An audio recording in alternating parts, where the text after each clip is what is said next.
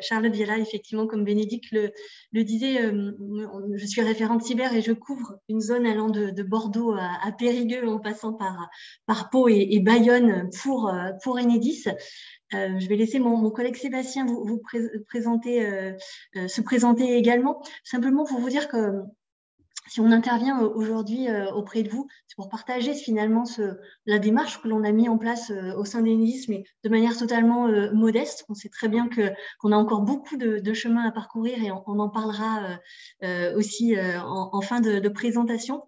Simplement, Sébastien et moi, outre le fait qu'on soit aujourd'hui référent cyber, on a eu la chance, avant que cette démarche se mette en place et se déploie dans les régions, d'accompagner le pôle cyber d'Enedis au niveau national, justement dans cette réflexion sur le déploiement de référents cybersécurité en région pour renforcer le facteur humain et faire en sorte que la maturité de nos collaborateurs en matière de cybersécurité se renforce.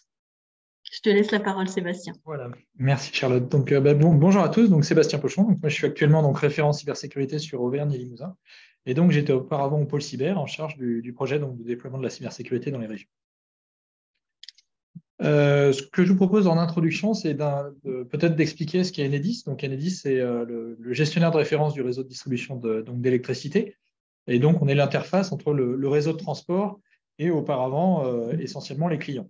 Et donc, depuis maintenant quelques années, on a vu fleurir le monde numérique. Et vous voyez qu'aujourd'hui, finalement, on est d'un côté opérateur de données à destination de tout un tas d'interlocuteurs, mais également qu'on voit apparaître sur le réseau des services numériques nouveaux pour gérer tout ce qui est éolien, photovoltaïque, stockage d'énergie, véhicules électriques. Voilà, tout un tas de nouveaux usages. Enedis, donc c'est 95% du territoire métropolitain, mais c'est également donc 38 000 salariés répartis sur toute la France. Voilà, donc un environnement vraiment très, très dense et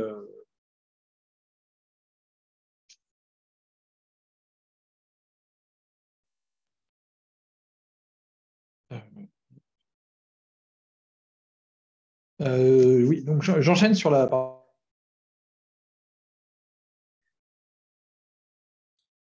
Vous n'avez plus le son, Monsieur Pochon. Oui, voilà, donc j'enchaîne donc sur la genèse du projet. Donc Enedis, donc nous on a un plan stratégique finalement qui a été défini un peu avant 2019, qui court depuis 2019 jusqu'à 2025, donc avec un déploiement de la cybersécurité à l'échelle de l'entreprise, avec un volet qui concerne bien sûr tout ce qui est fonction centrale, sécurisation du SI, mais également un volet sur le déploiement de la cybersécurité dans les régions, donc voilà, nos directions régionales, donc qui comportent l'essentiel de l'activité au plus proche du terrain.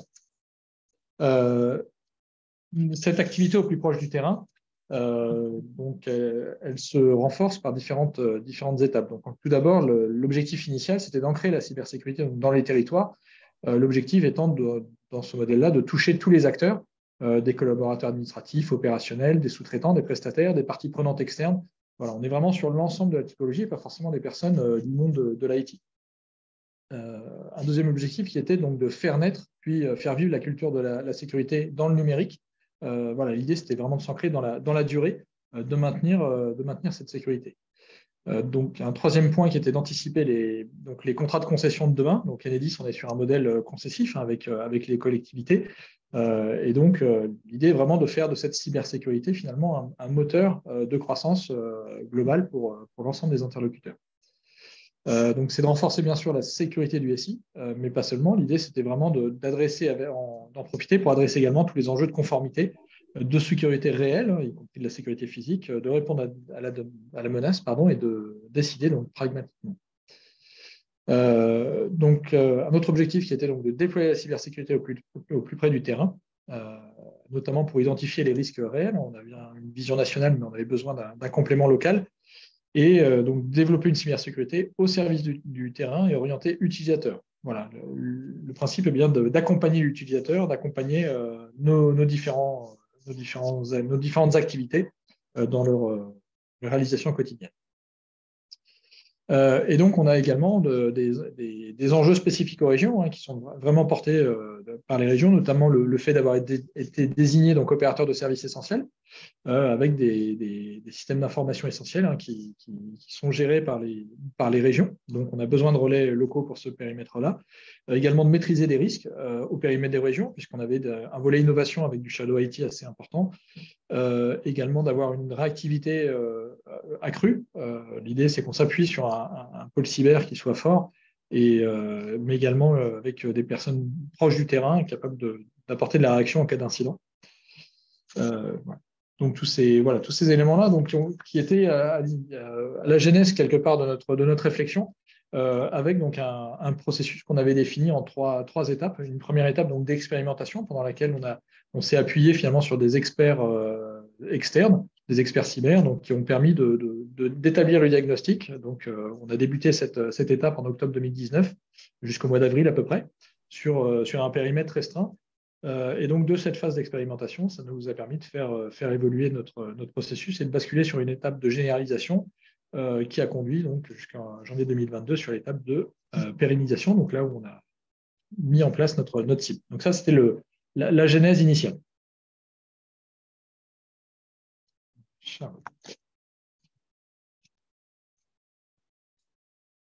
Oui, une fois finalement que cette expérimentation s'est révélée fructueuse, puisqu'elle a donné des premiers enseignements qui étaient positifs, la décision a été prise de déployer en interne, cette fois-ci, donc des référents cyber dans les régions, donc au plus près du terrain, pour mener cette réflexion sur les modalités de déploiement et de succès de cette mise en place de référents cybersécurité dans les régions. On a étudier le sujet sous deux angles. Pour renforcer le facteur humain, sous un premier angle, on s'est posé la question de se dire, mais finalement, pour accompagner au mieux les agents sur le terrain, quelles sont les qualités, quelles sont les postures que le référent cyber doit avoir, quel est finalement le profil idéal pour remplir cette mission auprès des acteurs de terrain.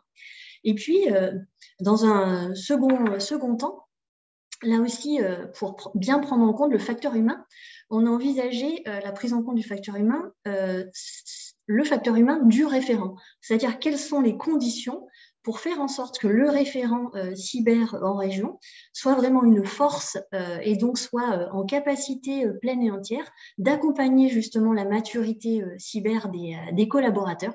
De quoi a-t-il besoin ?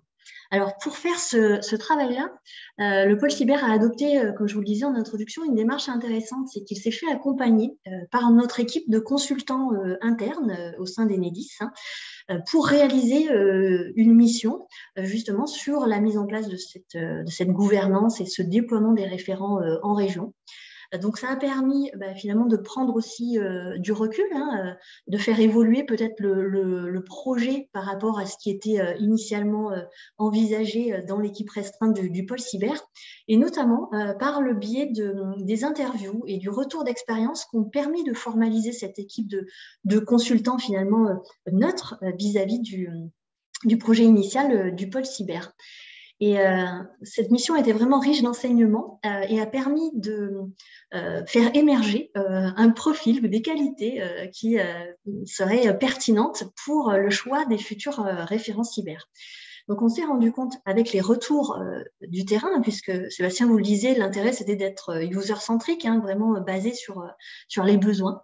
On s'est rendu compte que les personnes interviewées nous disaient, nous, ce dont on a besoin, c'est qu'on puisse avoir confiance dans ce référent, qu'il soit une personne de confiance, que ce soit quelqu'un qui soit proche de nous, pas quelqu'un effectivement déconnecté du terrain, pas quelqu'un du national, vraiment quelqu'un de proximité, qui soit là, qu'on puisse le voir régulièrement, qu'il incarne la cyber au quotidien et donc qu'il se déplace dans les équipes, puisqu'on a, moi sur mes régions par exemple, j'ai une quarantaine de sites sur chacune de mes régions. Donc c'est la nécessité d'aller au contact des collaborateurs était vraiment quelque chose qui remontait des besoins.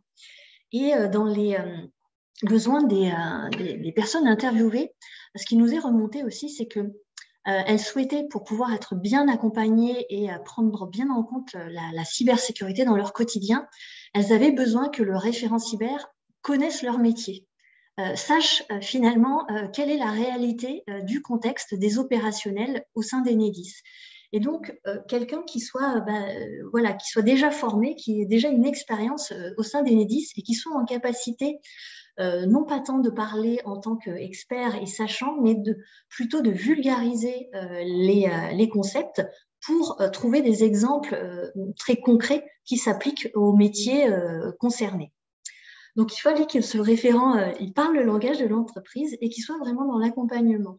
On a eu dans les premiers experts externes qui accompagnaient l'expérimentation des personnes qui étaient très, très expérimentées sur la cybersécurité, mais qui parfois ne parlaient pas le langage de l'entreprise et qui avaient une vision plutôt audit. Je vais vous dire ce qui est bien, ce qui n'est pas bien.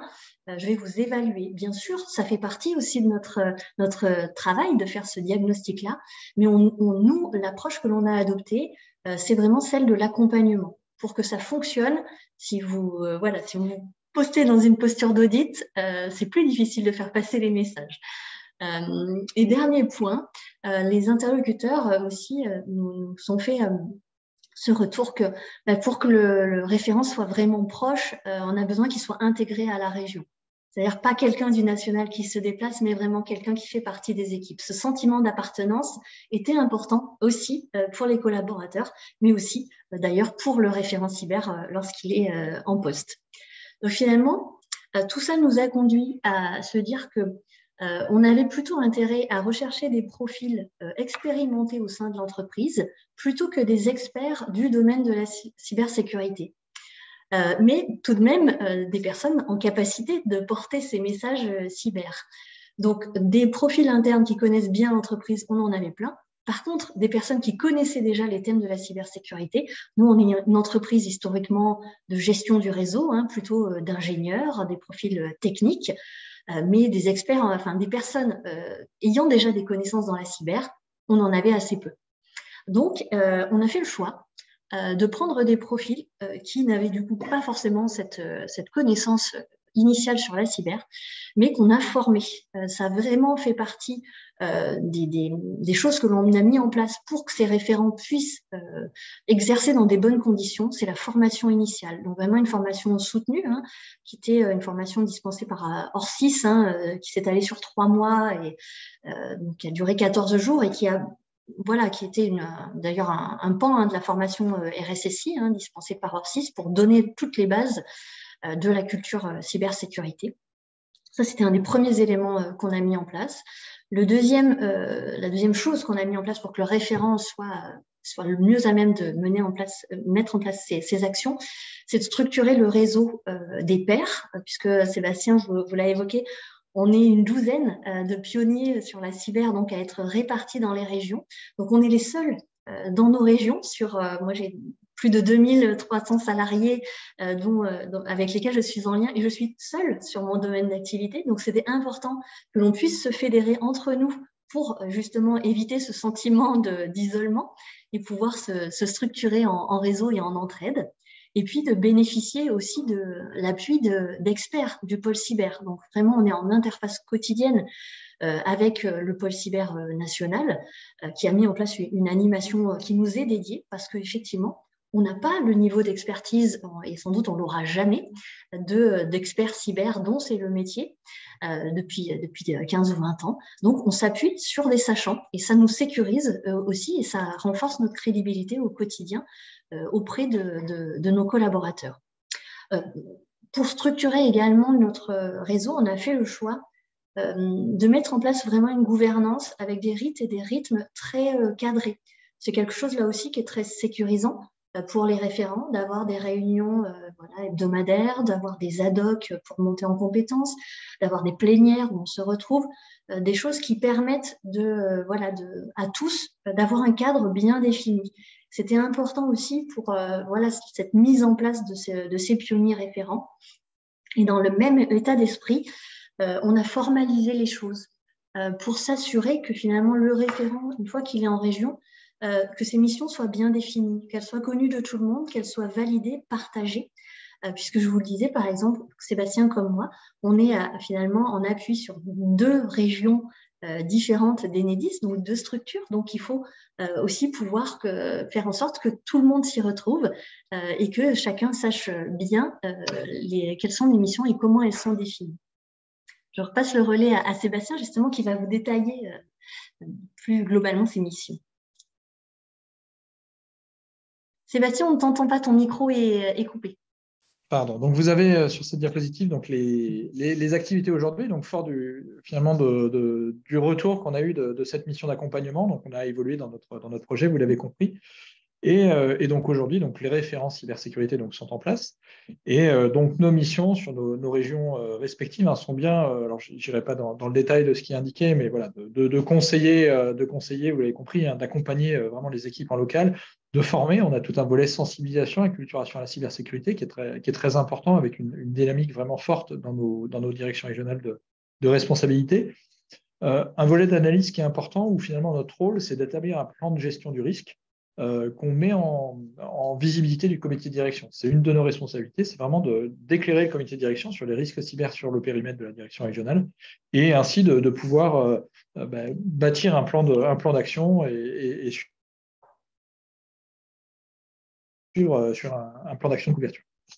Un volet statisticien, donc avec des remontées d'indicateurs et du pilotage. L'idée, c'est vraiment que on avait un pilotage national qui était fait, mais de renforcer ce pilotage national par du pilotage local avec des indicateurs locaux qui sont déployés au national, mais aussi en local. Donc un volet correspondance cyber, donc qui est important, notamment par exemple dans l'échange qu'on a aujourd'hui avec le cybercercle, où finalement Enedis, donc c'est une entreprise nationale, mais avec des structures locales. Et donc, il y a aujourd'hui toute une dynamique qui est présente dans les régions. Et donc, en tant que référent cybersécurité, c'est important pour nous de jouer ce rôle de correspondant d'Enedis localement avec les différentes entités externes avec lesquelles on est en collaboration.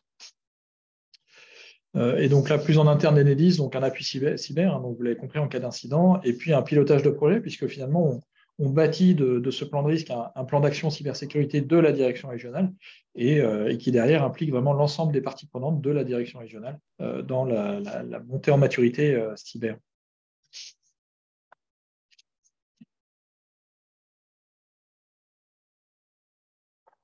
Alors, si on fait le point, ça fait à peu près 1 an finalement qu'on est passé en mode de déploiement de ces référents.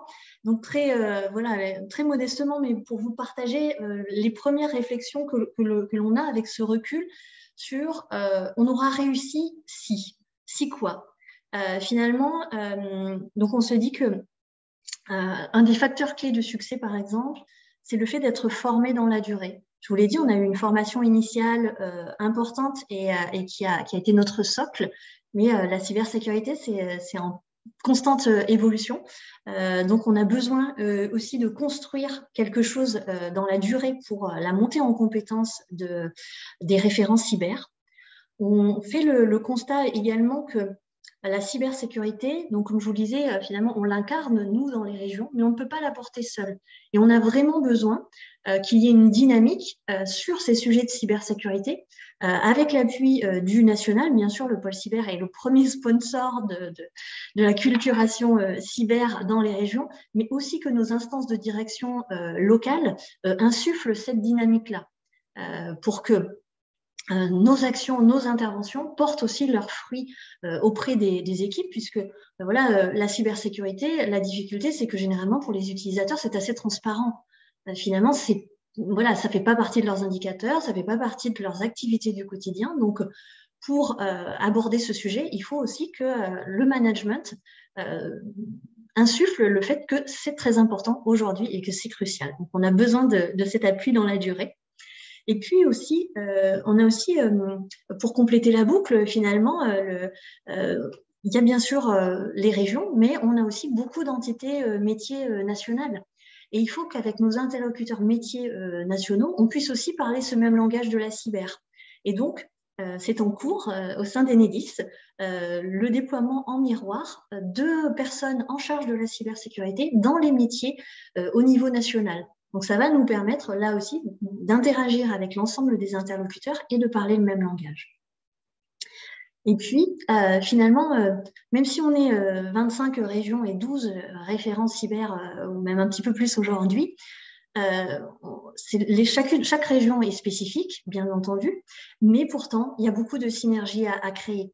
Et plutôt, si on veut gagner en performance, plutôt que de refaire 25 fois la même chose dans chacune des régions, on a tout intérêt à mutualiser entre nous et ça va renforcer aussi finalement notre réseau. Ça va nous fédérer. L'exemple parfait, c'est l'intervention qu'on fait aujourd'hui avec Sébastien, mais on a plein d'autres projets comme ça. On a tout intérêt à travailler en commun avec les autres référents pour optimiser et être encore plus proche du terrain. Et puis, bien sûr, comme dans beaucoup d'entreprises, hein, la cybersécurité, il y a une problématique que l'on voit déjà apparaître, c'est sur la préparation de l'avenir. Comment on pérennise les ressources? C'est un investissement qu'a fait Enedis, lourd, financier, en temps, de former des gens en interne pour porter ces sujets.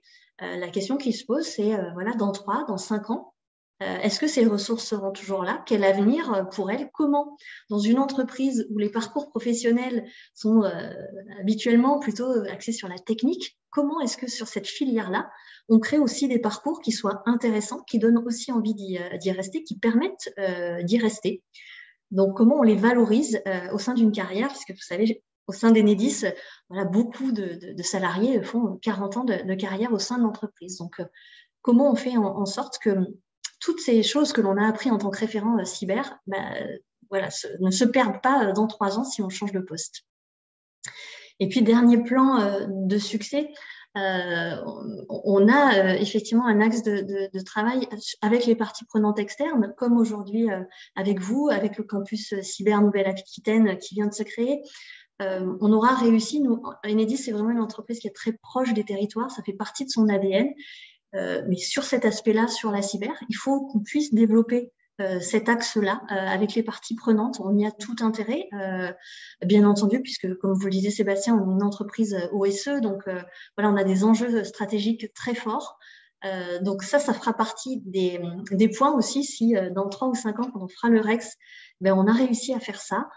C'est que ça sera un bon signe de succès de notre démarche. Comme je vous le disais, on en est qu'au début, donc encore plein de choses à faire.